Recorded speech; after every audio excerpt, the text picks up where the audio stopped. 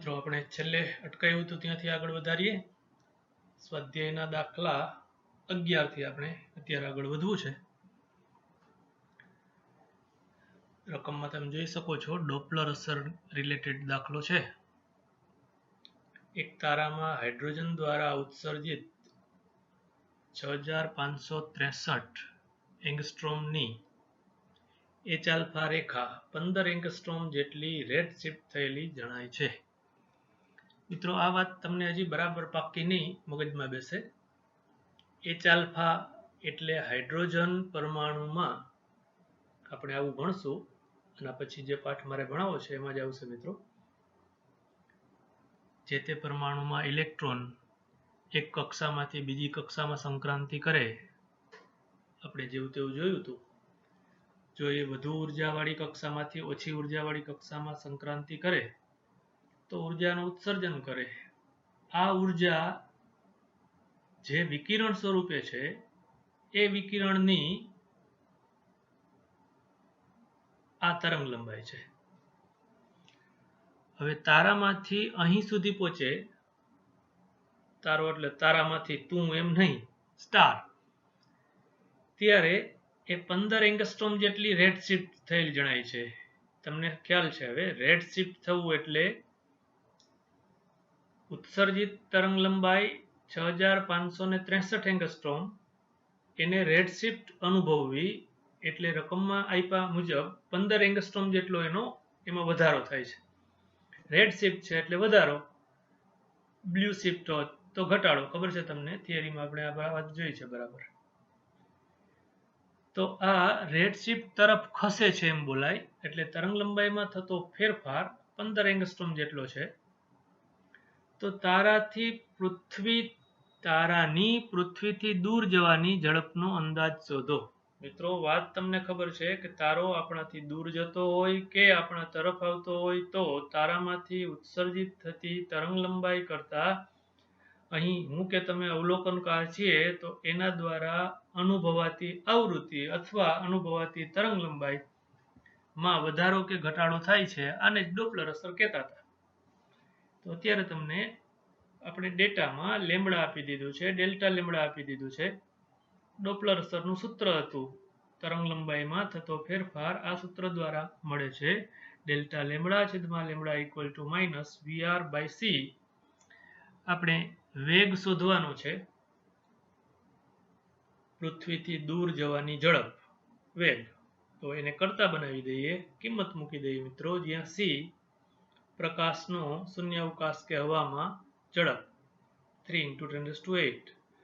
મિત્રો આ સાદુરૂપ તમને આવડે છે. ઋણ નિશાની શું દર્શાવે છે એ પણ તમને ખબર છે. ઋણ ચિહ્ન દર્શાવે છે કે તારો પૃથ્વીથી દૂર જઈ રહ્યો હશે, દૂર જઈ રહ્યો છે, તેથી આપણા દ્વારા અનુભવાતી તરંગ લંબાઈમાં રેડ શિફ્ટ જોવા મળે છે. રેડી મિત્રો, એના પછીનો દાખલો જોઈએ, 12મો દાખલો. કણવાદ એ પ્રકાશના માધ્યમ, ધારો કે આપણે એક માધ્યમ હવા અને બીજા માધ્યમ તરીકે પાણી લઈએ. પાણીમાં ઝડપ શૂન્યાવકાશ કે હવામાં પ્રકાશની ઝડપ કરતા વધારે હોવાનું અનુમાન કેવી રીતે કરે છે? મિત્રો આ વિધાન વાંચીને તમને હવે નવાઈ ન લાગવી જોઈએ, આપણે થિયરીમાં ભણી ગયા છીએ. સાચી વાત, અત્યારની સાચી વાત એ છે કે હવા કરતા પાણીમાં પ્રકાશનો વેગ ઓછો છે. આપણે જે વિધાન વાંચ્યું એમાં કંઈક બીજું છે. જુઓ, પાણીમાં ઝડપ શૂન્યાવકાશમાં પ્રકાશની ઝડપ કરતા વધારે હોવાનું અનુમાન કેવી રીતે કરે છે? પણ એની પહેલાની વાત વાંચો, કણવાદની વાત છે. એ કણવાદ ખોટો છે. કણવાદ ન્યૂટનભાઈ સમજાવતા હતા પણ એ ખોટું છે. એ આગળ જતા વિજ્ઞાનમાં ગોતી કાઢ્યું. એ વાત આપણે અત્યારે કણવાદના આધારે આ વાત સમજાવવી છે. ખોટું છે પણ કણવાદ કેવી રીતે એની સાબિતી આપતા હતા અથવા તો ખોટી સાબિતી આપતા હતા, ખોટી સમજ આપતા હતા, એ વાત આપણે અત્યારે સમજશું. આગળ તમને સાચી વાત એ કહે છે કે શું પ્રાયોગિક રીતે પાણીમાં મપાયેલ પ્રકાશની ઝડપ આ અનુમાનની પુષ્ટિ કરે છે? એટલે કે આ અનુમાન સાથે બંધબેસતું છે. કયો અનુમાન? કે હવા કરતા પાણીમાં પ્રકાશની ઝડપ વધુ છે. શું પ્રયોગ દ્વારા આ વાત જાણી શકાય છે? તો એની તો આપણે પહેલા જ ના પાડી દઈએ કે ના. આપણે ભણી ગયા છીએ મિત્રો કે હવા કરતા પાણીમાં પ્રકાશની ઝડપ ઓછી છે. એનું કારણ આપણે અત્યારે સમજાવશું. સહેલી વાત છે મિત્રો, સમજો તો.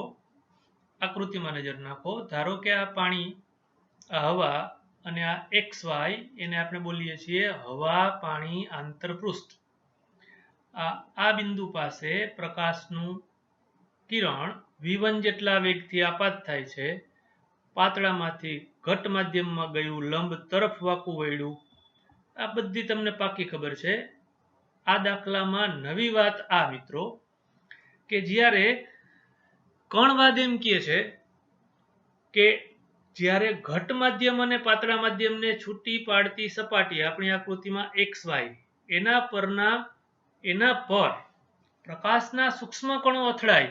દેખાય નહીં મને તમને અહીં, પણ પ્રકાશના સૂક્ષ્મ કણો, એને આપણે ફોટોન કહેશું, એ અથડાય ત્યારે પ્રકાશના કણો, આ ફોટોન, સપાટીને લંબ આકર્ષણ બળ અનુભવે છે.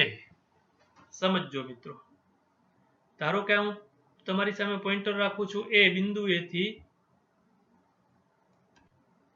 જો આ પ્રકાશ અથવા પ્રકાશનો કણ સીધે સીધો આમ આવતો હોય તો અહીં પાણીના અણુઓ સાથે અથડાય ત્યારે પ્રકાશના કણો લંબ આકર્ષણ બળ અનુભવે છે. એટલે તમને આવી વાત સમજાવી જોઈએ કે જો આ ફોટોન, આ પ્રકાશનું કણ આમ જ જતું હોય તો અહીં પહોંચે ત્યારે આકર્ષણ બળ અનુભવવાના કારણે એના વેગમાં વધારો થવો જોઈએ. ન મજા આવી. અહીં આવી જાઓ. ધારો કે આ વેગ V1 આમ છે, લંબ નથી, આમ છે. એના બે ઘટકો આકૃતિમાં બતાવ્યા છે. અહીંથી આમ ઘટક લઉં તો એ V1 sin I, અહીં બતાવો તોય ભલે અને અહીં બતાવો તોય ભલે. એવી રીતે એનો આ ઘટક લઉં તો એ ઘટક થશે આ V1 નો આ ઘટક V1 cos I. એવી જ રીતે આ V2 ના બંને ઘટકો લખીએ, V2 sin R અને V2 cos R. અત્યારે આપણે એમ કહી છીએ મિત્રો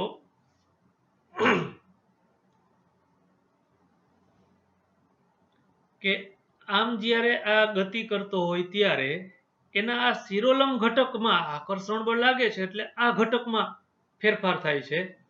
જ્યારે એના ઉપર આમ બળ નથી લાગતું, એટલે આ ઘટક સમક્ષિતિજ પાણીની સપાટીને સમાંતર દિશાના વેગના ઘટક અચળ રહેશે. આખા દાખલાનું હાર્દ આ છે મિત્રો, આપણે જે સમજાવવું છે એમાં. ફરીથી આ V1 નો આ દિશાનો ઘટક એટલે V1 sin I. જોજો મિત્રો, V1 આ દિશામાં છે એટલે એનો ઘટક આ દિશામાં અહીં બતાવ્યો છે, ધન X દિશામાં કેવું હોય તો.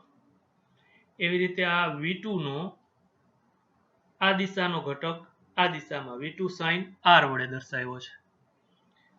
જો માત્ર એના શિરોલંબ ઘટકમાં જ ફેરફાર થતો હોય, એટલે કે V1 cos I અને V2 cos R માં જ ફેરફાર થતો હોય, તો એના પાણીની સપાટીને સમાંતર ઘટક સરખા અચળ રહેવો જોઈએ. આપણે એમ કીધું કે જ્યારે આ આપાત થાય ત્યારે એના પર પાણીના અણુઓ આકર્ષણ બળ લગાડે, બળ લાગે એટલે એના વેગમાં ફેરફાર થાય. તો એ ફેરફાર માત્ર આ આપણી આકૃતિમાં શિરોલંબ દિશામાં થાય છે. એનો અર્થ એમ કે સમક્ષિતિજ વેગના ઘટકો અચળ રહેવા જોઈએ. ટૂંકમાં V1 sin I અને V2 sin R સમાન થવા જોઈએ. અહીં લખ્યું છે તમારી સામે. પછી ચારા કરીએ. sin I છેદમાં sin R બરાબર V2 છેદમાં V1. તો આપણે ખબર છે કે V2 છેદમાં V1, અથવા સ્નેલના નિયમથી તમે કહી શકો આ ગુણોત્તર તો N21 અથવા તો મ્યુ છે. તો આપણે એમ કીધું હવા કરતા પાણીનો વક્રીભવનાંક 1 કરતા વધુ છે, એટલે આ ગુણોત્તરમાં આ મ્યુ ગ્રેટર ધેન 1, તો V2 છેદમાં V1 greater than 1. therefore V2 greater than V1. જોજો કંઈક નવીન સાબિત કર્યું. V2 એટલે પાણીમાં વેગ, V1 એટલે હવામાં વેગ. તો પાણીમાં પ્રકાશનો વેગ હવામાં વેગ છે એના કરતા વધુ છે એવું આપણે સાબિત કર્યું. રકમમાં જે વાત છે એ બરાબર સમજી લ્યો. કણવાદના આધારે આ વાત સાબિત કરી. ખરેખર પ્રાયોગિક દ્રષ્ટિએ એ ખોટું છે મિત્રો. એટલે હવે તમને આખી વાત સમજાવી જોઈએ કે કણવાદ આ બાબતમાં ગપ્પા મારે છે. કઈ બાબતમાં? તો કે પ્રકાશનો વેગ હવામાં વધુ હોય કે પાણીમાં વધુ હોય. કણવાદ એમ કે છે પાણીમાં વધુ હોય. આપણે એવું સાબિતી કરી દીધું, પણ એ વાત ખોટી છે. પ્રાયોગિક રીતે એ વાત ખોટી છે. પ્રાયોગિક રીતે આપણે હાઇગેન્સના સિદ્ધાંતની મદદથી હાઇગેન્સના તરંગવાદ વડે સાબિત કરી દઈએ આનાથી ઊંધું V2 < V1. એના પછી એટલે 13મા દાખલામાં જઈએ મિત્રો. જોઈને બી જાતા નહીં, સહેલો દાખલો છે. આપણે હાઇગેન્સની મદદથી હાઇગેન્સના સિદ્ધાંતની મદદથી પરાવર્તન અને વક્રીભવન બંને ભણ્યા છે મિત્રો. યાદ છે ને? થિયરીમાં આપણે સમતલ અરીસા પર એક સમતલ તરંગગ્ર લાગુ પડતા હતા. એના દરેક બિંદુમાંથી ઉત્સર્જાતા તરંગો અરીસા પરથી પરાવર્તન પામીને વક્રીભવન સમજતા હતા. તો બે માધ્યમની જુદી પાડતી સપાટી પાસેથી વક્રીભવન પામીને એ વાતનો ઉપયોગ કરીને અત્યારે આપણે આ દાખલો સાબિત કરવાના છે. રકમ એકવાર વાંચી લઈએ.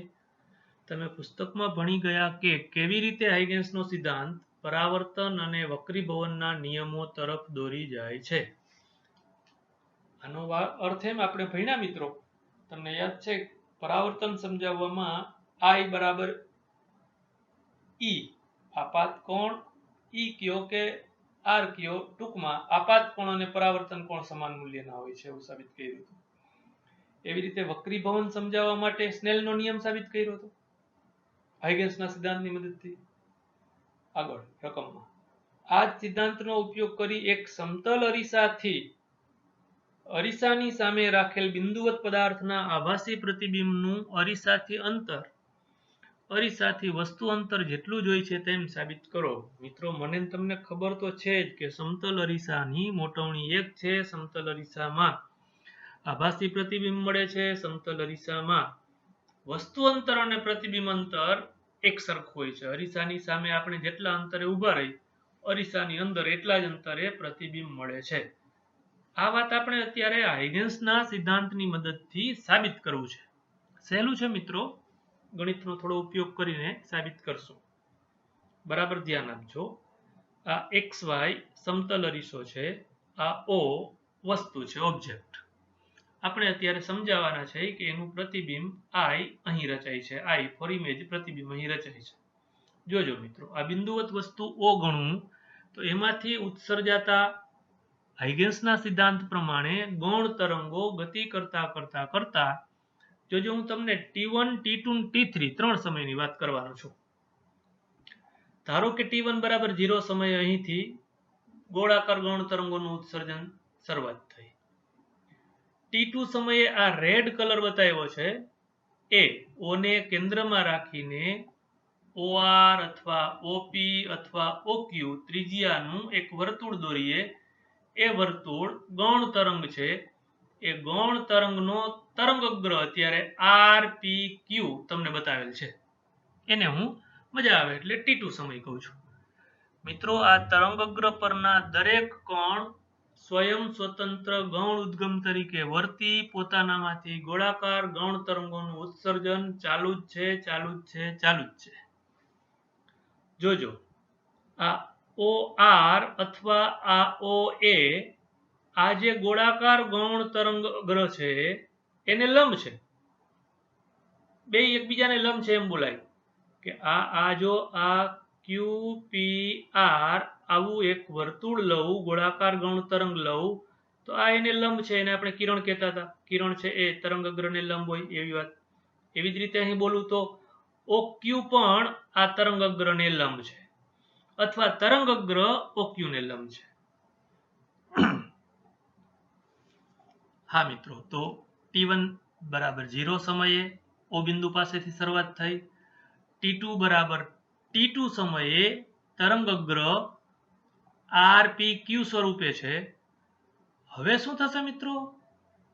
ત્યાં આપણે થિયરીમાં ભણ્યા ત્યારે આવી વાત હતી કે એક છેડો અરીસા પર હતો એ સીધે સીધું પરાવર્તન થશે. એવી રીતે આપણે આ દાખલામાં આ પી બિંદુ પાસેથી હવે પરાવર્તન થઈને તરંગઅગ્ર આમ પાછું વળશે. તમને ખબર છે આમ આમ આમ, અને આર માંથી ઉત્સર્જિત થતું તરંગઅગ્ર હજી આમ જતું હશે આમ આર થી એ તરફ. એવી જ રીતે ક્યુ માંથી ઉત્સર્જિત તરંગઅગ્ર હજી આગળ જતું હશે આર થી સી તરફ. T3 સમયે ધારો કે અહીં પહોંચ્યું મિત્રો. T3 સમયે આ તરંગઅગ્ર આગળ વધતા વધતા વધતા આ પાસે આ એ બિંદુ પાસે પહોંચ્યું છે. એ જ રીતે આ તરફ સી બિંદુ પાસે પહોંચ્યું છે. અને જોજો આખી વાત 0 સમયે O થી T1 સમયે P થી પરાવર્તન પામીને T3 સમયે B' પાસે. મિત્રો હવે હું ફરીથી ત્રીજી વખત બોલું છું. T1 સમયે O બિંદુ પાસે, T2 સમયે તરંગઅગ્ર બન્યું RPQ, બરાબર જોતા જજો. T3 સમયે હાઇગન્સના સિદ્ધાંત પ્રમાણે જ મિત્રો વિસ્તરણ આપણે સમજી રહ્યા છીએ. એટલે T3 સમયે A B' C સ્થિતિ થશે. જોજો એ બિંદુ પાસે હું OA આપાત કિરણ કહું તો AD પરાવર્તિત કિરણ કહેવાય. નવી વાત છે, સમજવા જેવું છે. આ AD એ આ ABC નો સ્પર્શક છે એમ કેવું હોય તો કહેવાય. અને આ AO અથવા OA આ યેલો કલર થી દોરેલ છે તરંગઅગ્ર AB' એનો સ્પર્શક છે. એટલે અહીં તમને જે બતાવ્યા છે એ બંને ખૂણા આ થીટા છે તો આ થીટા જ થશે. એવી જ રીતે મિત્રો આ અત્યારે હું બતાવું છું NAO અને હજી આગળ O થી P અથવા તો B તરફ તો આ થીટા એટલે એનો અભિકોણ થીટા થશે.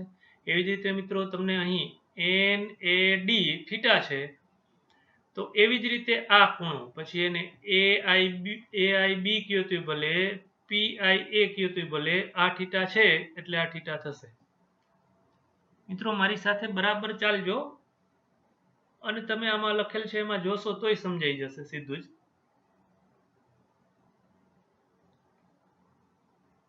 હવે બે ત્રિકોણની વાત કરવી છે મિત્રો. ત્યાં આપણે કર્યું હતું એવું જ બે ત્રિકોણ એકરૂપ ત્રિકોણ બતાવીને બાખુબા પૂર્વધારણા પ્રમાણે એકરૂપ ત્રિકોણ થાય એટલે પછી એના ત્રણેય ખૂણા ત્રણેય બાજુ સરખી થાય, આપણું કામ થઈ જશે. આકૃતિમાં જોજો કયા બે ત્રિકોણની વાત કરું છું. ત્રિકોણ ABO, પછી એને તમે નામ કદાચ ABO ના બદલે ખોટું મિત્રો, ABO નહીં ચાલે. ત્રિકોણ APO, P બિંદુ પાસે કાટકોણ છે, જુઓ કાટકોણ રચાય છે. ત્રિકોણ APO અથવા OPA. એ જ રીતે ત્રિકોણ API આની વાત કરવી છે મારે. જોજો બે ત્રિકોણ નજર નાખો આકૃતિમાં APO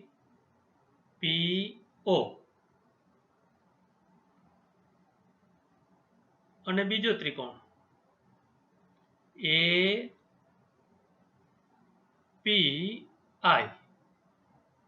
જોજો ગણિત પ્રમાણે તમે આમ લખ્યું હોત AOP તો બીજો લખત AIP. તમારી સામે મેં બંને ત્રિકોણ અહીં લખ્યા છે AIP અને AOP. આ બે ત્રિકોણમાં આપણે અત્યારે એક બાજુ એક કાટખૂણો અને બીજો એક ખૂણો સમાન બતાવવા છે. આકૃતિમાં બતાવી દીધા છે મિત્રો. જુઓ આ થીટા છે અને આ થીટા છે એક, અહીં આ કાટખૂણો છે, અહીં આ કાટખૂણો છે બે, અને ત્રીજું બંનેમાં AP છે એ સામાન્ય બાજુ છે. આમ આ ખૂણો આ કાટખૂણો અને આ સમાન બાજુ એટલે બંને ત્રિકોણો સમરૂપ એકરૂપ થશે. અને તો હું એના ત્રણેય ખૂણા સરખાવી શકું, ત્રણેય બાજુ સરખાવી શકું. તો મારે અહીં સરખાવી છે PO બરાબર PI. PO વસ્તુ અંતર છે, PI પ્રતિબિંબ અંતર છે. આમ PO બરાબર PI આપણે સાબિત કરવાનું હતું એ સાબિત થઈ જાય કે જેટલું વસ્તુ અંતર છે આકૃતિમાં PO એટલું જ પ્રતિબિંબ અંતર મળે છે આકૃતિમાં PI. આ આખી વાતને મિત્રો આપણે એમ કહેવાય કે હાઇગન્સના સિદ્ધાંતની મદદથી આપણે સમજાવ્યું કે સમતલ અરીસાથી વસ્તુ અંતર અને પ્રતિબિંબ અંતર એક સરખું મળે છે.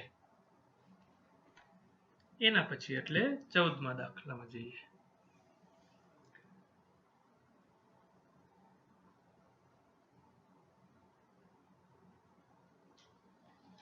જોજો મિત્રો, ઝીણી ઝીણી વાતો છે, જાણવા જેવી છે, નોંધતા જજો. પેલા રકમ સમજી લઈએ બરાબર. ઝડપથી વાંચી જાય તો રકમમાં શું કહે છે એ જ ખબર નથી પડતી. આપણે પ્રકાશ તરંગના પ્રસરણની ઝડપને શક્યતઃ અસર કરતા હોય તેવા કેટલાક મુદ્દાઓની સૂચિ બનાવીએ. મુદ્દાઓ: ઉદ્ગમનો પ્રકાર,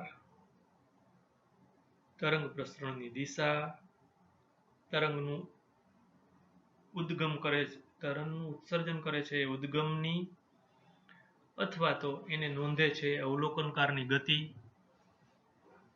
તરંગ લંબાઈ, તરંગની તીવ્રતા. આ 5 મુદ્દાઓ લખ્યા મિત્રો આપણે. પ્રશ્ન એવો બને છે કે આ 5 મુદ્દાઓમાંથી શૂન્યાવકાશમાં પ્રકાશની ઝડપ અને શૂન્યાવકાશ સિવાયનું કોઈક માધ્યમ, આપણે ધારો કે કાચ કે પાણી વાત કરીએ તો એ કાચ કે પાણીમાં પ્રકાશની ઝડપ, આ બંને એ અને બી તમારી સામે લખેલ છે, એ અને બી, એને ઉપરના 5 મુદ્દાઓ કઈ રીતે અસર કરતા છે એ વાત કરવી છે. પહેલા એ લઈ લઈએ.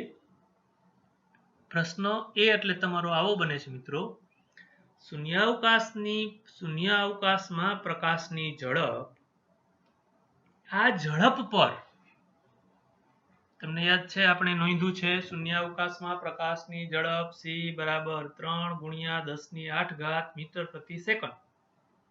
હવે પ્રશ્ન એવો બને છે કે આ c ઉપર આ 5 જુદા જુદા તમને મુદ્દાઓ આપ્યા છે: ઉદ્ગમનો પ્રકાર, પ્રસરણની દિશા, ઉદ્ગમની અથવા તો અવલોકનકારની ગતિ, તરંગ લંબાઈ, તરંગની તીવ્રતા. આ મુદ્દાઓ કેટલા અસર કરતા છે?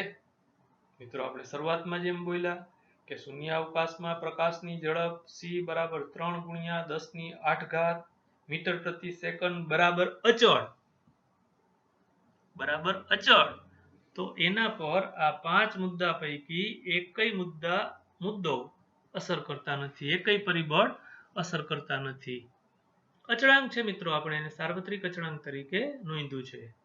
એટલે તમારી સામે લખી દીધું છે શૂન્યાવકાશમાં પ્રકાશની ઝડપ એક સાર્વત્રિક અચળાંક છે. અહીં આપેલા બધા જ પરિબળો અને અન્ય કોઈ બાબત પર આધારિત નથી. શું એમ જ કહી દીધું કે આ 5 મુદ્દા તો ખરા, એના સિવાયનો કોઈ મુદ્દો હોય તો એના પર આધારિત નથી, એનાથી સ્વતંત્ર છે.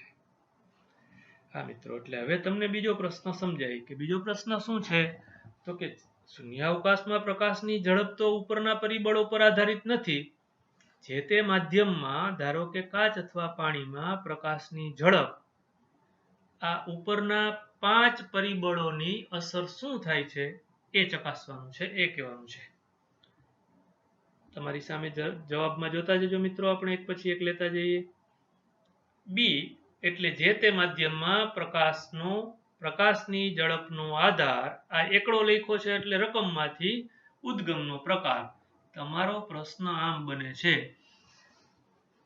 હવા કે પાણીમાં પ્રકાશની ઝડપ ઉદ્ગમના પ્રકાર પર આધાર રાખે કે નહીં રાખે, તો કઈ રીતે આધાર રાખે? આવો પ્રશ્ન છે. જવાબ: ઉદ્ગમના પ્રકાર પર આધારિત નથી.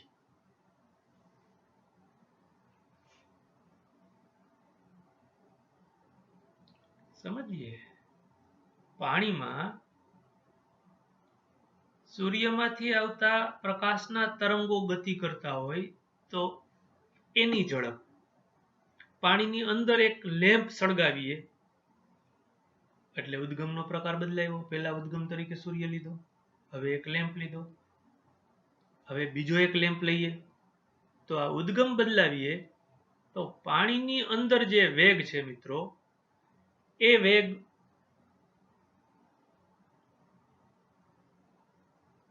પાણી એટલે માધ્યમના વક્રી ભવનાંક પર આધારિત હશે ભાઈ, ઉદ્ગમના પ્રકાર પર આધારિત નથી. એટલું પાકું છે કે ઉદ્ગમ પ્રકાશના તરંગો ઉત્સર્જિત કરે છે. જો પ્રકાશના તરંગો ઉત્સર્જિત થતા હોય તો એ ઉદ્ગમ ગમે તે હોય, સૂર્ય હોય તો ભલે, લેમ્પ હોય તો ભલે, એ પ્રકાશના ઉદ્ગમ પર આધારિત નથી.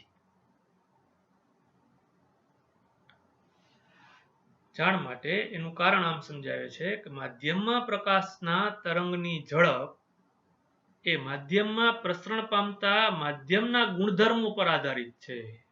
યાદ કરો, આપણે નોંધતા હતા મિત્રો, તરંગ લંબાઈ એ માધ્યમનો ગુણધર્મ છે.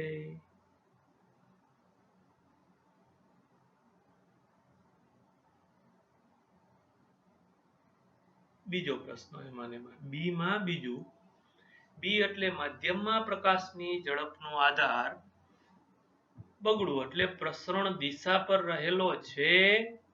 આ નવો શબ્દ આવે છે, જોજો મિત્રો. જ્યારે માધ્યમ સમદિગ્ધર્મી હોય ત્યારે પ્રકાશની ઝડપ પ્રસરણ દિશા પર આધારિત નથી, એટલે કે પ્રસરણ દિશાથી સ્વતંત્ર છે. તો શબ્દ સમજવો પડે આપણે, સમદિગ્ધર્મી. કટકા કરી નાખીએ તો સમજાઈ જાય. સમ એટલે સરખા, દિગ એટલે દિશા, ધર્મી એટલે ગુણધર્મ. દરેક દિશામાં ગુણધર્મ એક સરખા હોય તો એવા માધ્યમને સમદિગ્ધર્મી કહેશું આપણે. એના માટે શબ્દ વાપરીએ છીએ સમાંગ અને સમદિગ્ધર્મી માધ્યમ. ધારો કે અહીં આપણા રૂમમાં હવાની ઘનતા બધે એક સરખી છે, હવા એક સરખી રીતે વહેંચાયેલી છે, તો એને સમાંગ અને સમદિગ્ધર્મી માધ્યમ કહેવાય. આપણા આ ઓરડામાં જો લેમ્પ પ્રકાશિત કરીએ, પ્રકાશ ઉદ્ગમ તરીકે લેમ્પ લઈ અને લેમ્પને ઓન કરીએ તો એમાં પ્રકાશ દરેક દિશામાં એક સરખી ઝડપથી ગતિ કરશે. આ સમાંગ માધ્યમ કહેવાય મિત્રો. હવે તમે આ વાત વિચારવા માટે જરા એમ કરો, પાણીની સપાટી ઉપર આપણે એક લેમ્પ રાખીએ. પાણીની સપાટી, હવા અને પાણીને જુદી પાડે એ સપાટી પર એક લેમ્પ રાખીએ અને પ્રકાશિત કરીએ તો એમાં સમજાય એવી વાત છે મિત્રો કે હવામાં જે પ્રકાશ ગતિ કરશે એ વેગ અને માધ્યમમાં ગતિ કરશે એ વેગ જુદો જુદો હશે. એક્ઝેક્ટ તમારા પ્રશ્નમાં જઈએ તો પાણીની સપાટીથી થોડો ઉપર લેમ્પ રાખીએ તો લેમ્પમાંથી નીકળતા પ્રકાશના કિરણો, જે કિરણો પાણીની સપાટી પર આપાત થાય છે, લંબ રૂપે આપાત થાય એના સિવાયના કિરણો લઈએ તો અહીંયા વાંકા પડશે, દિશા બદલાશે. પણ જુઓ અહીંયા આપણે શું કીધું, માધ્યમ તરીકે શું લીધું, હવા પછી પાણી, માધ્યમ બદલાણું. એટલે જો એક જ માધ્યમમાં વાત કરતા હોય કે જે માધ્યમ સમાંગ હોય તો એમાં તરંગ પ્રસરણની દિશા બદલાશે નહીં. પ્રસરણ દિશા જવાબદાર નથી, પ્રસરણ દિશા પર આધારિત નથી. ક્યારે? સમાંગ અને સમદિગ્ધર્મી માધ્યમ હોય તો. ત્રીજી વાત લીધી મિત્રો, ત્રીજો મુદ્દો છે ઉદ્ગમની અથવા તો અવલોકનકારની ગતિ.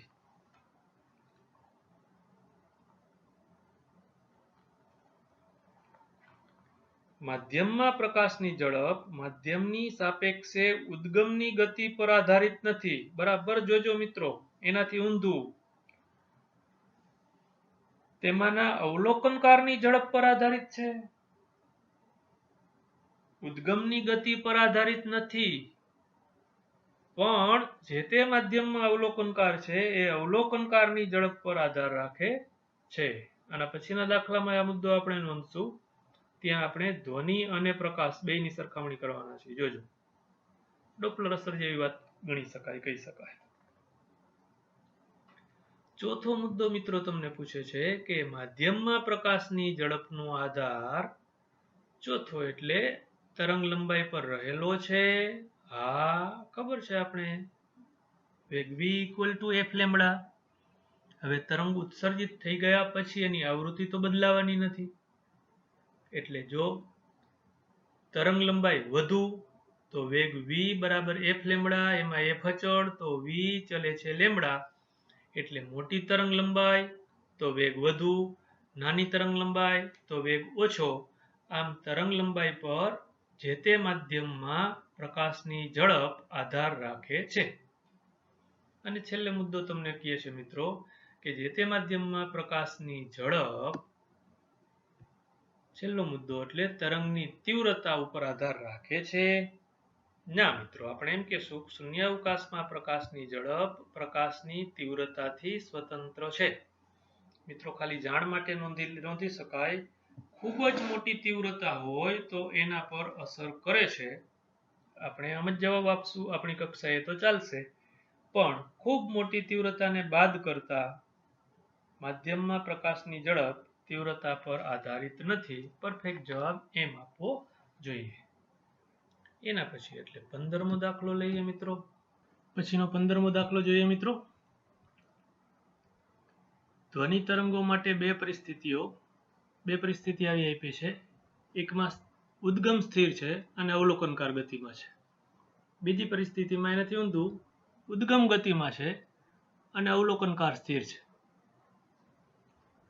સામાન્ય રીતે નવીન લાગતું નથી મિત્રો. આપણે એમ થાય કે બે વચ્ચેના સાપેક્ષ ગતિ તો એક સરખી જ થવાની ને, સાપેક્ષ વેગ તો સરખો જ હોવાનો, ખાલી વિરુદ્ધ દિશાની વાત બનશે.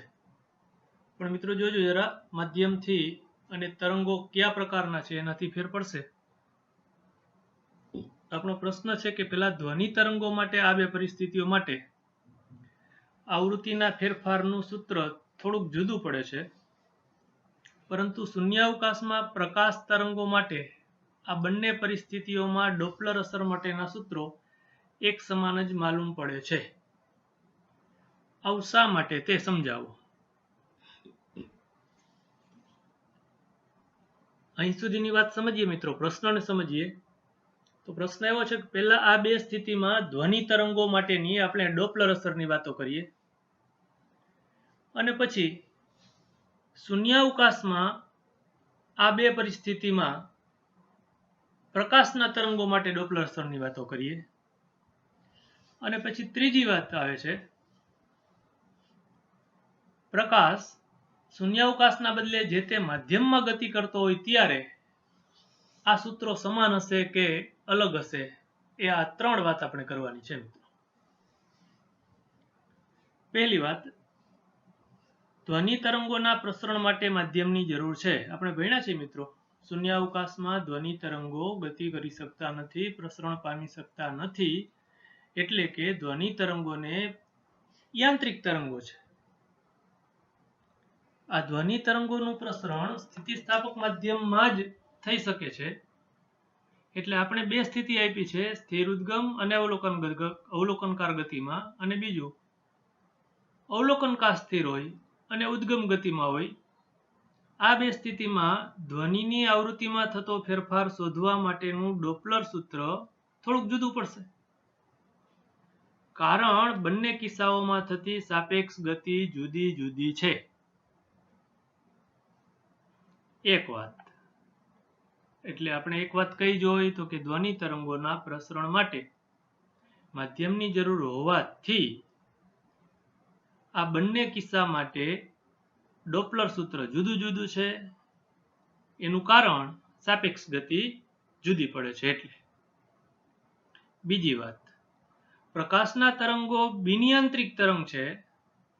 મને તમને ખબર છે પ્રકાશના તરંગો શૂન્યાવકાશમાં માધ્યમની ગેરહાજરીમાં માધ્યમની જરૂર વગર પ્રસરી શકે છે, બિનયાંત્રિક તરંગ છે. આ પ્રકાશ તરંગો શૂન્યાવકાશમાં પ્રસરે છે ત્યારે પ્રકાશ ઉદ્ગમ અને અવલોકનકાર વચ્ચેની સાપેક્ષ ગતિ, આપણે જે બે કિસ્સા આપ્યા છે, બે સ્થિતિ આપી છે, બંને સંજોગોમાં એક સરખી જ થઈ જશે. અવલોકનકાર ગતિમાં હોય તોય ભલે અને ઉદ્ગમ ગતિમાં હોય તોય ભલે, આ બંને કિસ્સામાં એક સરખું થઈ જશે. એટલે ડોપલર સૂત્ર બંને વખતે એક સરખું થઈ જશે. એટલે તરંગ લંબાઈ કે આવૃત્તિનો ફેરફાર એક સરખો મળશે બંને કિસ્સા માટે. મિત્રો જોજો, 3 કટકા કરીએ છીએ. પહેલો કટકો, ધ્વનિ તરંગોનો શૂન્યાવકાશમાં ગતિની ચર્ચા કરવાનો પ્રશ્ન જ નથી, ગતિ કરી શકતા જ નથી. એટલે ધ્વનિ તરંગો માધ્યમમાં ગતિ કરે ત્યારે ડોપલર સૂત્રો બદલાઈ જાય છે. બીજી વાત, પ્રકાશના તરંગો શૂન્યાવકાશમાં ગતિ કરે ત્યારે બંને કિસ્સામાં ડોપલર સૂત્ર એક સરખું જ મળશે. અને મિત્રો ત્રીજી વાત છે, પ્રકાશના તરંગો માધ્યમમાં પ્રસરે ત્યારે ઉપરોક્ત સાપેક્ષ ગતિ, આપણે જે બંનેની વાત છે ઉદ્ગમ સ્થિર અને અવલોકનકાર ગતિમાં, બીજું ઉદ્ગમ ગતિમાં અને અવલોકનકાર સ્થિર, આ બંને સ્થિતિમાં સાપેક્ષ ગતિ જુદી પડે છે અને તેથી ડોપલરનું સૂત્ર જુદું પડશે. મિત્રો ગોટાળો કરતા નહીં, 3 કિસ્સાને બરાબર પહેલા સમજો કે કયા 3 કિસ્સા છે. 1, ધ્વનિ તરંગો જે તે માધ્યમમાં ગતિ કરતા હોય ત્યારે ડોપલર સૂત્ર બદલાઈ જાય છે. 2, પ્રકાશના તરંગો શૂન્યાવકાશમાં ગતિ કરતા હોય તો ડોપલર સૂત્રો બદલાતા નથી. અને 3, પ્રકાશના તરંગો શૂન્યાવકાશ સિવાયના જે તે માધ્યમમાં ગતિ કરતા હોય તો ડોપલર સૂત્રો બદલાય છે. ટૂંકમાં આ 3 વાત તમારે યાદ રાખવી જોઈએ. નેક્સ્ટ 16મો દાખલો જોઈએ મિત્રો. સહેલો દાખલો છે. 600 નેનોમીટર તરંગ લંબાઈ ધરાવતા પ્રકાશની મદદથી કરેલ 2 સ્લિટ પ્રયોગમાં દૂર રાખેલા પડદા પર મળેલ શલાકાની કોણીય પહોળાઈ 0.1 એંગસ્ટ્રોમ છે. 2 સ્લિટ વચ્ચેનું અંતર કેટલું હશે? 2 સ્લિટનો પ્રયોગ મિત્રો એટલે આપણે વ્યતિકરણની વાતો લેશું. સ્લિટથી કેપિટલ ડી અંતરે રાખેલા પડદા પર આપણે સ્લિટની પહોળાઈ બીટા વડે દર્શાવતા હતા. એનું સૂત્ર મેળવ્યું હતું. સ્લિટની સલાકા બીટા પહોળાઈની સલાકા એની પહોળાઈ અથવા તો 2 ક્રમિક સલાકા વચ્ચેનું અંતર લેમ્બડા ડી બાય ડી અને થીટા બરાબર lambda D by D into D. મિત્રો યાદ કરો, આપણે મેળવ્યું હતું થીટા બરાબર લેમ્બડા છેદમાં એ, સીધું જ તમે મૂકી દેશો તો ચાલશે. આપણે રકમમાં થીટા આપી દઈએ છે કોણીય પહોળાઈ 0.1 અંશ, એને રેડિયનમાં લઈ ગયા પાઈ છેદમાં 180 વડે ગુણીને. એ જ રીતે લેમ્બડા નેનોમીટરમાં હતા, મીટરમાં કન્વર્ટ કર્યા, કિંમત મૂકી અને માગ્યું છે સ્લિટની પહોળાઈ. આપણે વ્યતિકરણમાં સ્મોલ એ અને વિવર્તનમાં સ્મોલ ડી વડે સ્લિટની પહોળાઈને સ્મોલ એ વડે દર્શાવતા હતા. 2 સ્લિટ વચ્ચેનું અંતર સ્મોલ ડી વડે દર્શાવતા હતા. સંજ્ઞા સાથે લેવા દેવા નથી, પણ 2 સ્લિટ વચ્ચેનું અંતર મેં અત્યારે અહીં ડી વડે દર્શાવ્યું છે. એ મળશે D equal to lambda by theta. જવાબ મળે છે 3.34 ગુણ્યા 10⁻⁴ મીટર. એટલે માત્ર જવાબ સાથે લેવા દેવા હોય, એમસીક્યુ ટાઈપ ક્વેશ્ચન હોય મિત્રો, તો સીધું જ આ સૂત્ર તમે લઈ શકો. અને જો 3 માર્કમાં દાખલો પૂછતા હોય તો પછી આપણે આ સૂત્ર ક્યાંથી લાવ્યા એ પણ બતાવી દેવાય. એના પછી 17મો દાખલો જોઈએ મિત્રો.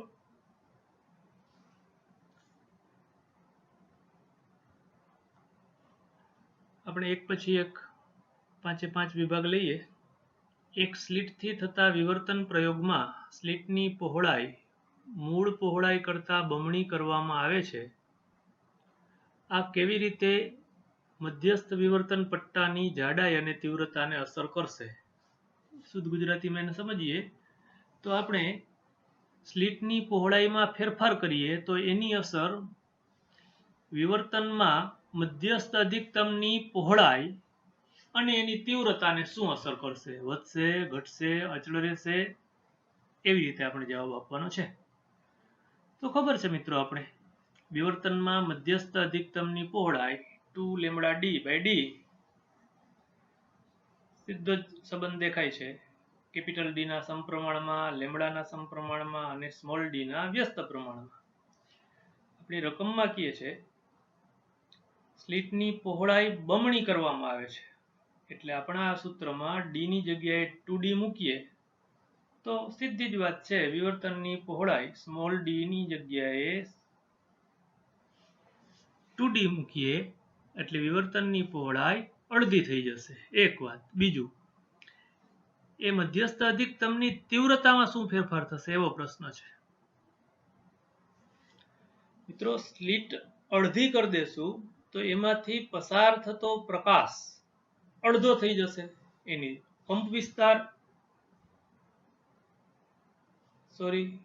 તમને રકમમાં અડધા નહીં પહોળાઈ બમણી કરવાનું કીધું છે મિત્રો. આપણે ડી ની જગ્યાએ 2D લખ્યું, બરાબર. બીજો પ્રશ્ન, તીવ્રતાનો ફેરફાર. તો સ્લિટની પહોળાઈ બમણી કરશું તો એમાંથી પસાર થતો પ્રકાશ બમણો થશે. એને એમ સમજાય કંપ વિસ્તાર બમણો થશે. અને પછી આપણે ખબર છે તીવ્રતા એ પ્રોપોર્શનલ ટુ s સ્ક્વેર કંપ વિસ્તારના વર્ગના સમપ્રમાણમાં છે. અહીં તમારી સામે સંબંધ લખી દીધો છે મિત્રો, તમને યાદ પણ છે. તીવ્રતા કંપ વિસ્તારના વર્ગના સમપ્રમાણમાં છે. સ્લિટની પહોળાઈ બમણી કરીએ તો કંપ વિસ્તાર બમણો થાય તો તીવ્રતા 4 ગણી થશે. એક સંબંધ નોંધી લેવા જેવો છે મિત્રો. એક સ્લિટ થી થતા એકરંગી પ્રકાશના વિવર્તનમાં, આપણે જે ભણ્યા એ વિવર્તનમાં, પડદા પરના કોઈ પણ બિંદુએ જે તીવ્રતા મળે છે એ તીવ્રતા સ્લિટની પહોળાઈના વર્ગના સમપ્રમાણમાં. જો આપણે કંપ વિસ્તારમાંથી સીધી વહી ગયા સ્લિટની પહોળાઈ ઉપર, પહોળાઈના વર્ગના સમપ્રમાણમાં. આવું થયું ને ભાઈ, કે કંપ વિસ્તાર સ્લિટની પહોળાઈ બમણી થઈ તો કંપ વિસ્તાર બમણો થયો. એટલે હવે એમ જ કહી શકાય કે તીવ્રતા કંપ વિસ્તારના વર્ગના સમપ્રમાણમાં. તો એવી જ રીતે સ્લિટની પહોળાઈના વર્ગના સમપ્રમાણમાં. બીજો બી પ્રશ્ન તમને પૂછ્યો છે, બે સ્લિટથી કરાતા પ્રયોગમાં કેવી રીતે દરેક સ્લિટથી મળતું વિવર્તન એ વ્યતિકરણ ભાત સાથે સંબંધ ધરાવે છે. મિત્રો આપણે થિયરીમાં આ મુદ્દો વ્યતિકરણ વિવર્તનની સામ્યતા અને તફાવત સમજાવવામાં બરાબર સમજાવ્યું તો તમને યાદ છે ઉદાહરણ 5 એના પરથી હતો. મિત્રો હું આ વાત કરી રહ્યો છું તમને અત્યારે.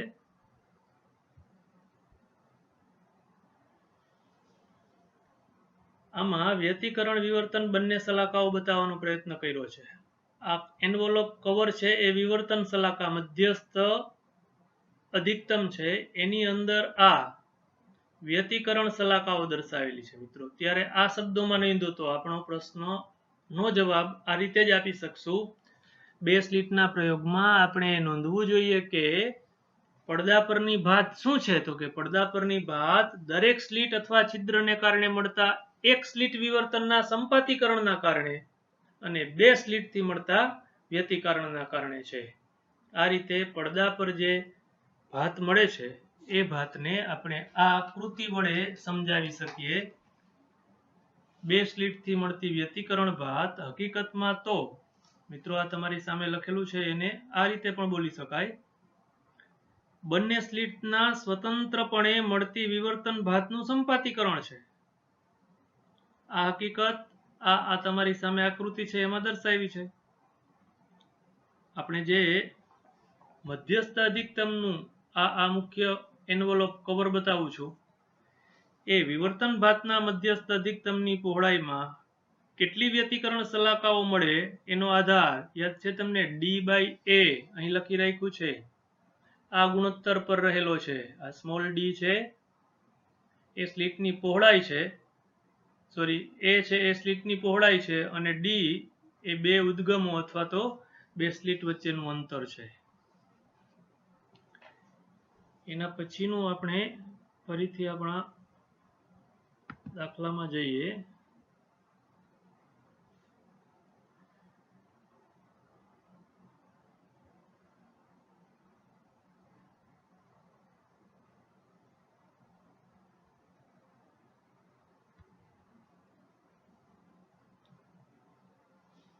હા મિત્રો આપણો આગળનો પ્રશ્ન આગળ તપાવીએ.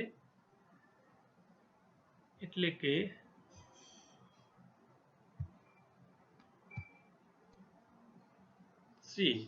ત્રીજું વિધાન, ત્રીજો પ્રશ્ન, દૂરના ઉદ્ગમમાંથી આવતા પ્રકાશના પથમાં જ્યારે નાનું વર્તુળાકાર અડચણ મૂકવામાં આવે ત્યારે અડચણના પડછાયાના કેન્દ્ર ભાગ પાસે એક તેજસ્વી ટપકું જોવા મળે છે.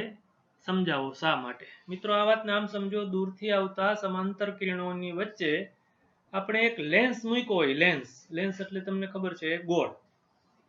તો આ લેન્સ અડચણની જેમ વર્તશે. આ લેન્સની ધાર પાસેથી એના પર આપાત થયેલા પ્રકાશના કિરણો વાંકા વળીને કોઈ એક બિંદુ પાસે કેન્દ્રિત થાય છે. આ જે બિંદુ પાસે કેન્દ્રિત થાય છે તે બિંદુ પાસે સહાયક વ્યતિકરણ રચે છે. સહાયક વ્યતિકરણ રચે છે એટલે ત્યાં મધ્યસ્થ પ્રકાશિત શલાકા સહાયક વ્યતિકરણ જોઈ શકાશે અને તેથી એ બિંદુ પ્રકાશિત દેખાય છે. ખરેખર લેન્સનો પડછાયો છે, પણ એની ધારના દરેક બિંદુ પાસેથી વિવર્તન થવાના કારણે જ્યાં કેન્દ્રિત થાય છે ત્યાં એ પડછાયાનું કેન્દ્ર પ્રકાશિત દેખાય છે. એના પછીનો પ્રશ્ન આ પણ આપણે થિયરીમાં લઈ લીધો તો મિત્રો.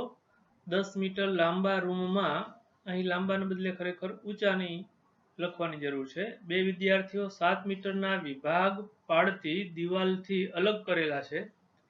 જો પ્રકાશ અને ધ્વનિ એ બંને તરંગો અડચણની ધારથી વાંકા વળી શકતા હોય તો શા માટે વિદ્યાર્થીઓ એકબીજાની સાથે વાતચીત કરી શકે છે પરંતુ એકબીજાને જોઈ શકતા નથી? યાદ આવ્યું મિત્રો? આપણે સમજાતા પ્રકાશ અને ધ્વનિ માટે વિવર્તનની શરૂઆત જ અહીંથી કરી હતી. વિવર્તનની માત્રાનો આધાર લેમ્બડા/d ગુણોત્તર પર રહેલો છે. જે તરંગો માટે લેમ્બડા/d ગુણોત્તર મોટો એનું વિવર્તન વધુ, જે તરંગો માટે લેમ્બડા/d ગુણોત્તર નાનો એનું વિવર્તન ઓછું. યાદ છે ને તમને? પ્રકાશ માટે આપણે દ્રશ્ય પ્રકાશ વિભાગ લઈને 6000 એંગસ્ટ્રોમ તરંગ લંબાઈ લઈને મેળવ્યું હતું. અહીં તમે યોગ્ય રીતે કોઈ પણ ઉદાહરણ લઈ શકો. ધારો કે અહીં દ્રશ્ય પ્રકાશની 5000 અથવા 5000 એંગસ્ટ્રોમ અથવા તો 5 × 10⁻⁷ મીટર જેટલી તરંગ લંબાઈ ધ્યાનમાં લીધી છે. બે દિવાલો વચ્ચેની પહોળાઈ, આવું કંઈક સમજો મિત્રો. એક લાંબા રૂમમાં બે પાર્ટ પાડ્યા, એ મૂળ દિવાલો 10 મીટર, છતની ઊંચાઈ 10 મીટર છે. ત્યાં વચ્ચે આપણે જે દિવાલ બનાવી એ 7 મીટર ઊંચાઈ કરીએ છીએ. એટલે વચ્ચેની દિવાલ અને છત વચ્ચેનો જે ભાગ બન્યો એ સ્લિટની પહોળાઈ થશે 3 મીટર. તમને મેં ઉદાહરણ આપ્યું હતું, આપણે સ્લિટ તરીકે બારણું લીધું હતું. બારણાની પાછળ ઊભેલી વ્યક્તિનો અવાજ સાંભળી શકાય છે, જોઈ શકાતા નથી.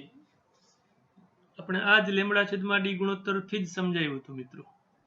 અહીં એ જ વાત સમજાવી છે કે સાંભળી શકાય છે અર્થાત ધ્વનિ તરંગો વાંકા વળી શકે છે, એનું વિવર્તન વધુ થાય છે, એનો લેમ્બડા/d ગુણોત્તર મોટો છે.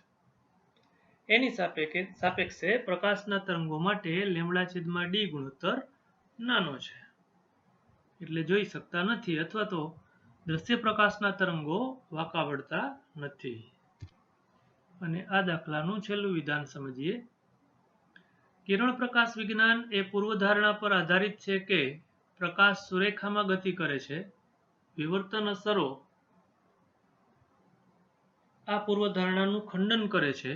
તેમ છતાં કિરણ પ્રકાશશાસ્ત્ર પૂર્વધારણા સામાન્ય વપરાશના પ્રકાશીય ઉપકરણોમાં પ્રતિબિંબનું સ્થાન અને બીજા ગુણધર્મો સમજાવવા માટે વપરાય છે. આ વાત સમજાવો. કેવી રીતે સમજાવશો મિત્રો? આપણે ફ્રેનલ અંતર સમજ્યા ત્યારે આ વાત લીધી હતી, તમને યાદ હોય તો. પ્રકાશીય ઉપકરણોમાં વપરાતા દર્પણ મુખના પરિમાણ ઉપયોગમાં લેવાતા પ્રકાશની તરંગ લંબાઈની સરખામણીમાં ઘણા મોટા હોવાથી આપણે ઉપયોગ કરીએ છીએ તરંગ લંબાઈ એંગસ્ટ્રોમના માપમાં છે મિત્રો. જ્યારે લેન્સ મિલીમીટર અથવા સેન્ટીમીટરમાં, માઇક્રોસ્કોપ કે ટેલિસ્કોપના ઓબ્જેક્ટિવ મિલીમીટર અથવા સેન્ટીમીટરમાં વ્યાસ ધરાવે છે, એનું પરિમાણ થયું મિત્રો. આપણે મૂળ વાત સમજવી છે લેમ્બડા/d ગુણોત્તર. આગલા પ્રશ્નની જ વાત આવે છે. લેમ્બડાના પ્રમાણમાં d ઘણો મોટો છે. લેમ્બડા/d ગુણોત્તરમાં છેદ મોટો એટલે ગુણોત્તર ખૂબ નાનો. લેમ્બડા/d ગુણોત્તર નાનો તો વિવર્તન અવગણી શકાય એટલું ઓછું. એટલે આપણે એને કિરણ પ્રકાશશાસ્ત્રમાં જ સમાવી શકશું, કિરણ પ્રકાશશાસ્ત્રનો જ ઉપયોગ કરી શકશું. એના પછી એટલે 18મો દાખલો લઈએ મિત્રો. બે ટેકરીઓ પર રહેલા બે ટાવરો એકબીજાથી 40 કિલોમીટર દૂર છે.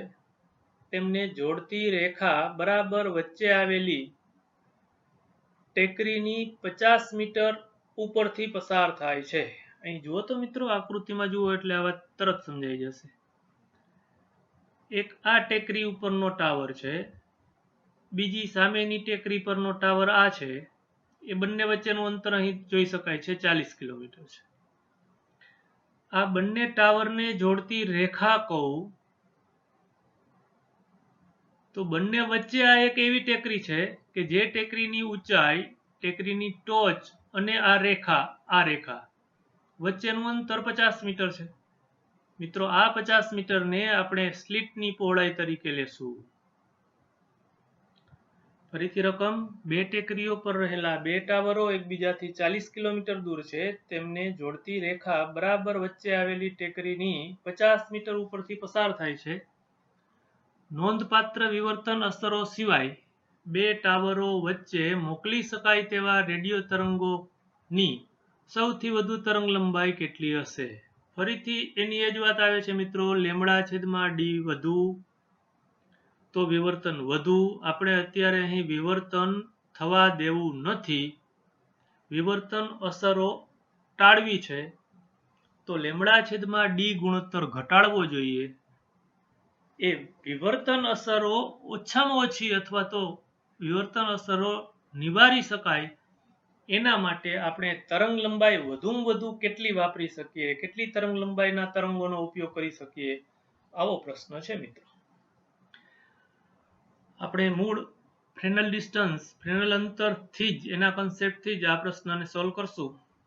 તમને દેખાય છે મિત્રો, હું અહીંથી ઉદ્ગમ કહું અને અહીં રિસીવર કહું, અથવા અહીંથી ઉદ્ગમ કહું, અહીં રિસીવર કહું, તો આપણા ભાષામાં આમ થશે મિત્રો, જુઓ, ઉદ્ગમ, આ સ્લીટ અને આ પડદો, અથવા આ ઉદ્ગમ, આ સ્લીટ અને આ પડદો. ઉદ્ગમ અને પડદા વચ્ચેનું અંતર 40 કિલોમીટર છે. વચ્ચે જ આ ટેકરી દ્વારા આ સ્લીટ રચાય છે મિત્રો. તો ઉદ્ગમથી સ્લીટ સુધીનું અથવા તો સ્લીટથી પડદા સુધીનું અંતર 40/2 એટલે 20 કિલોમીટર થશે. અને આ જે 50 મીટર તમને માપ આપ્યો છે એ સ્લીટની પહોળાઈ થશે. હવે તમને બરાબર પાક્કી સમજાવવું જોઈએ કે વિવર્તન અસરો ન લાગુ પડે, અથવા આપણે એને એમ કહેતા હતા કિરણ પ્રકાશ શાસ્ત્ર ક્યાં સુધી લાગુ પાડી શકાય, તો કે ઉદ્ગમથી સ્લીટ સુધીનું અથવા સ્લીટથી પડદા સુધીનું. આપણા માટે બંને સરખા છે. તો આ સ્લીટથી પડદા સુધીનું અંતર, ધારો કે આને હું x કહું, તો આ અંતર x ફ્રેનલ અંતર કરતા નાનું હોવું જોઈએ. આ શરત યાદ કરાવું છું મિત્રો તમને. જો આવું થાય તો આપણે કિરણ પ્રકાશ શાસ્ત્રનો ઉપયોગ કરી શકીએ, તો વિવર્તન અસરો અવગણી શકાય એટલી ઓછી છે એમ કહેવાય. તો આજ આપણે આને જ આગળ વધારીએ. આ x એટલે આ 20 કિલોમીટર છે મિત્રો. ZF એટલે કે ફ્રેનલ ડિસ્ટન્સનું આપણા પાસે સૂત્ર છે h²/λ. એ એટલે સ્લીટની પહોળાઈ, λ એટલે ઉપયોગમાં લીધેલ તરંગ લંબાઈ. તો આપણે આના પરથી ગોતી કાઢ્યો મિત્રો કે λ છે એ 0.125 મીટર કે તેનાથી ઓછું હોવું જોઈએ. એનો અર્થ તમે તરત જ સમજી જશો કે વધુમાં વધુ તરંગ લંબાઈ આટલા મીટર એટલે કે 12.5 સેન્ટીમીટર જેટલી વધુમાં વધુ તરંગ લંબાઈ લેવી જોઈએ. જો એનાથી વધુ તરંગ લંબાઈ લેશો તો વિવર્તન વધશે, ફ્રેનલ અંતરથી અંતર વધી જશે. એના પછી એટલે 19મો દાખલો મિત્રો. 500 નેનોમીટર તરંગ લંબાઈ ધરાવતું સમાંતર પ્રકાશ કિરણ પુંજ એક સાંકડી સ્લીટ પર પડે છે અને પરિણામી વિવર્તન ભાત 1 મીટર દૂર રાખેલા પડદા પર જોવામાં આવે છે. એવું જોવા મળે છે કે પ્રથમ ન્યૂનતમ પડદાના કેન્દ્રથી 2.5 મિલીમીટર અંતરે આવેલ છે. સ્લીટની પહોળાઈ શોધો. મિત્રો, અત્યારે સમજવા માટે મેં તમારી સામે આકૃતિ મૂકી છે, બાકી આ આકૃતિ તમને હવામાં જ દેખાવી જોઈએ. ખબર છે, આ સ્મોલ d સ્લિટની પહોળાઈ, કેપિટલ ડી સ્લિટથી પડદા સુધીનું અંતર, અહીંયા બે મેં લાલ લીટા કર્યા છે એની વચ્ચેનું અંતર, એને કહેતા હતા આપણે મધ્યસ્થ અધિકતમની પહોળાઈ. આ બાજુનું પ્રથમ ન્યૂનતમ અને આ બીજી બાજુના પ્રથમ ન્યૂનતમ વચ્ચેનું અંતર. આ θ1 થી બમણું લઈએ, ખબર છે તમને પાક્કું, આ એને 2θ1 કહું તો એને કહેશું મધ્યસ્થ અધિકતમની કોણીય પહોળાઈ. અને આ x1 ને શબ્દોમાં એમ કહેવાય કે પડદાના મધ્ય બિંદુથી પ્રથમ ન્યૂનતમ સુધીનું અંતર. જોજો મિત્રો, હવે રકમમાં નજર નાખીએ, ડેટા તૈયાર કરીએ. 500 નેનોમીટર તરંગ લંબાઈ, લેમ્બડા બરાબર 500 નેનોમીટર, મીટરમાં નોંધીએ. આ પ્રકાશ કિરણ પુંજ એક સાંકડી સ્લિટ પર પડે છે અને પરિણામી વિવર્તન ભાત 1 મીટર દૂર રાખેલા પડદા સ્લિટથી પડદા સુધીનું અંતર કેપિટલ ડી બરાબર 1 મીટર. એવું જોવા મળે છે કે પ્રથમ ન્યૂનતમ પડદાના કેન્દ્રથી, આ આકૃતિમાં તમને જે x1 બતાવ્યું છે મિત્રો, એ x1 આપ્યું છે 2.5 મિલીમીટર.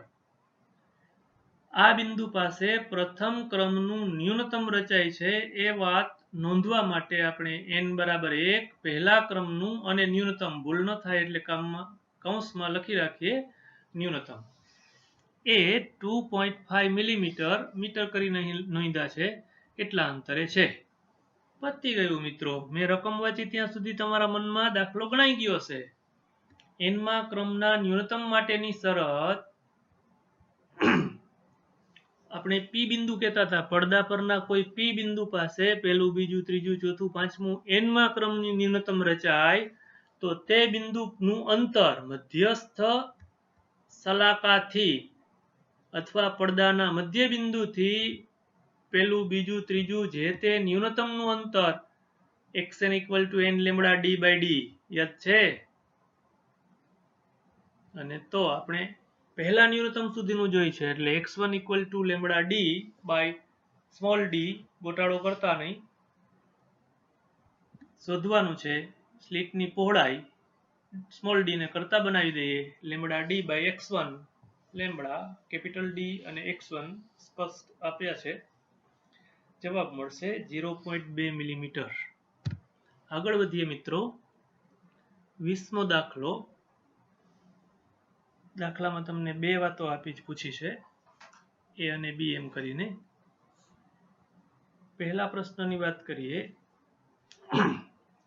જ્યારે પ્રમાણમાં નીચી ઊંચાઈએ ઉડતું હવાઈ જહાજ માથા પરથી પસાર થાય છે ત્યારે આપણે ઘણી વખત ટીવી પડદા પરના ચિત્રમાં ધ્રુજારી થતી નોંધીએ છીએ.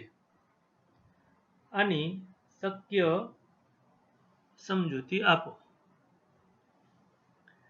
મિત્રો, પ્રમાણમાં ખૂબ નીચી ઊંચાઈએ જો હવાઈ જહાજ, વિમાન ઉડતું હશે તો ટીવી સિગ્નલ તરંગો એનું પરાવર્તન કરે છે, એની સાથે અથડાઈને પાછા વળે છે. એક મૂળ તરંગો તો આવતા જ હતા, એની સાથે સાથે આ પરાવર્તિત થઈને એ તરંગો એની સાથે સંપાત થાય છે.